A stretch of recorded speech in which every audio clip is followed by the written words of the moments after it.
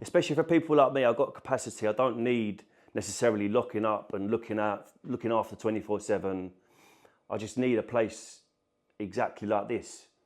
And since I've come here, it's completely changed my aspect of the way to deal with mental health now as well. It's like living in a normal block of flats with a communal area, and like the staff are amazing. Because I can sit and talk for like an hour with them, and that's what they're like. If this helps you, then we're here for that.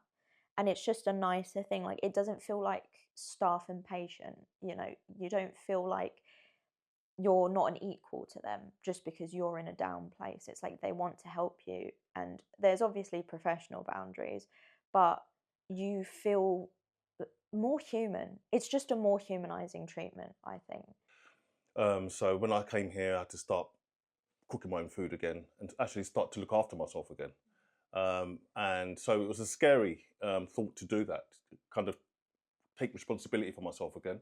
However, coming here has been the best thing I could have done because it's preparing me to return home and look after myself fully. So yeah, the hospital was good, very supportive, but it ended. But it would have been too much of a shock to have gone straight from the hospital to home. While you're here, this is a great space because you have group activities, you have access to, we have a psychologist who comes in, and we have someone with lived experience who comes in and talks as well. I've been blown away. Whoever thought of this is a mastermind. It's a brilliant idea. It really is.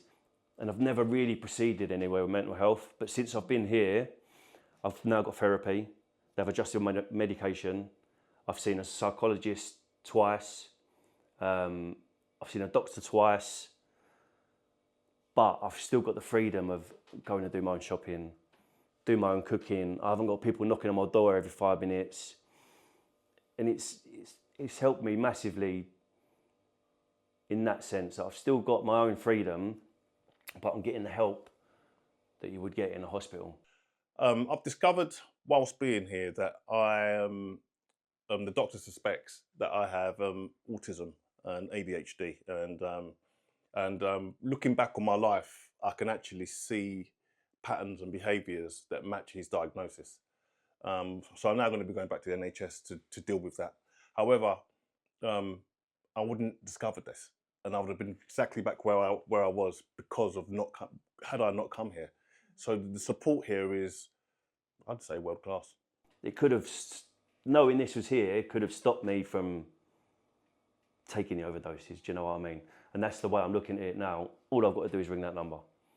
And like I said, applying myself now to the staff here, more with the home treatment team. I'm being more open with the way I am. I'm now trying to push for a diagnosis and stuff like that, which in the past, like I said, I put in the brave face, I get pushed to one side, they think, oh, it's fine. But now I'm going to continue, I'm going to be like, become a bit of a pest.